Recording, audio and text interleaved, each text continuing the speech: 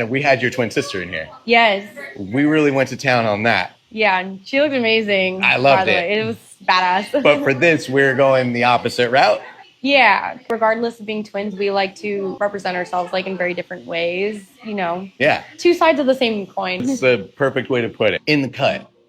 And then we'll come back to some other stuff. Cool. I'm seeing where it's starting to break on you. And I don't want you to walk out of here with that still there. Mm-hmm. But I like the vibe that it gets for you. That like kind of lived in, like it's not super blunt. Yeah, mermaid hair. Yes, we're trying to keep that going. Yes, I want to be able to keep the length as much as possible. And I, you know, with cutting out the dead parts, but I still want my hair to be volumized because I feel like my hair typically dries pretty straight and then it starts getting curly like past chin. Okay. Because my hair naturally is more oily here and then it starts, you know, getting super I'm thinking you flatten out up here because like you told me you air dry, you don't diffuse, right? Yeah, exactly. So when you're this long, and we'll talk about face framing in a minute, but that's, I mean, you're long. Your outer layer is really long. Yeah. So there's not a lot that can be done there when you're air drying because as soon as you got the water, any product in there, that gets heavy and it weighs this down. And so however it is when it's wet is how it's going to dry. Right. And those roots are just going to really stay flat on you. I'm going to change it up like with some layers to where you're going to get a little bit easier of a lift. And so when you air dry, you still should get some.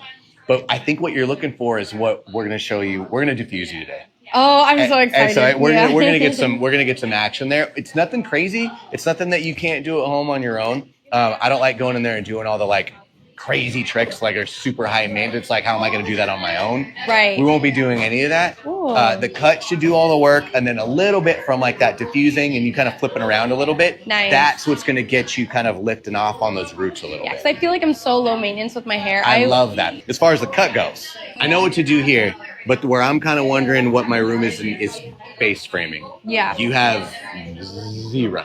Like none. Yeah. You okay with me kind of playing around with some of that? Honestly, yeah. I'm just here for you to just have your way with my hair. All right. Awesome. I'm excited to see what you think. Okay, cool. Be best. I want it subtle. Like I don't want to change. You have such a beautiful energy, like a vibe. I think your long hair definitely like adds to it and kind of like brings that out. So I don't want to take that away. I want this to feel better for sure. Yeah. So you're going to see a little bit of a length change, but nothing crazy. It'll grow back. But I want it to look like you weren't just at a salon. I want it to be like it just so happens to look this good. Yeah. So it won't be super blunt. This is where I think you're going to see the biggest change is in the face framing. So that way when you tie it up, get some cute little fallout, lip line, jawline, and connect down. Yeah, that would be great. And I'm excited for you to diffuse my hair. Yeah, I can't wait for that. It's going to be a very big change. I'm hoping to get a lot more of your texture to show up everywhere. I would love that. Kind of a little bit more on that uniform because I want to bring that out. So we're going to do that in the cut and it should echo in that diffuse. Cool. You're the curl guy and like you're going against everything that they are trying to promote. I don't know if you're recording this right now. Are we on right? Okay, so here's my thing. These product lines, these brands, they will sell you. And I use that word with all seriousness. They will sell you as much as you are down to buy. Now, you're telling me you're low maintenance, you're more chill. Yeah. But the rest of the population is trying to find that magic thing in a bottle, so they buy and try everything, especially curly hair.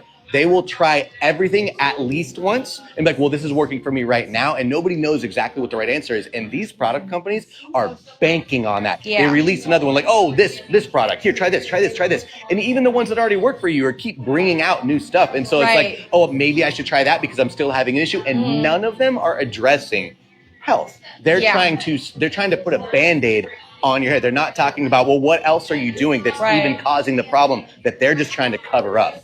So my whole thing, and I love that you're kind of already like 99% there, is what less can we do? I like people on a super small ecosystem. So if you're using anything in the shower, I like 4 things in total. That includes your shampoo, conditioner. So there's 2. You got to have that. Like you said, once, twice a week. Yeah. So I like a cream and I like one other like light thing to where you can use one or the other or both, depending on what kind of control you're looking for.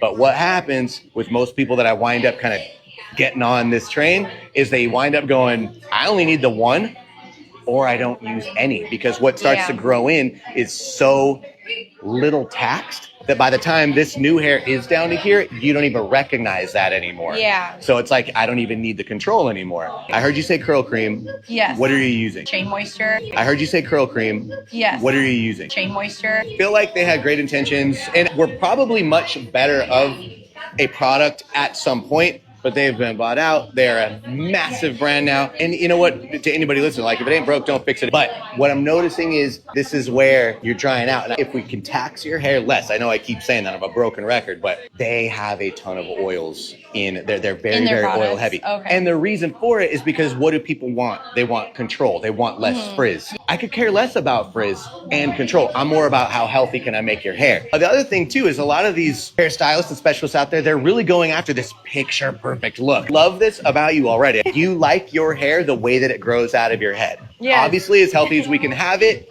awesome. But that just means doing less and not worrying about the different variations that you have naturally. In my opinion, that's what makes you beautiful. That's what makes you unique, and that's what makes you special. But I mean, that goes for anybody that's embracing that. Yeah. You said it. Yeah. It's embracing your curls, not the man-made perfect structure. I've seen all the coiling tricks, and I'm like, Don't get me wrong. It's a cool move that is completely unnecessary. The problem with doing it is we set people up for really improper expectations like, oh, this is what my hair is supposed to look like. And it's like, no, that is not what your hair is. Your hair is supposed to look like this. The little that we're gonna do is get you a little bit more bouncy, but it won't be anything that you can't do on your own. It's just gonna highlight what it is that you have naturally, which is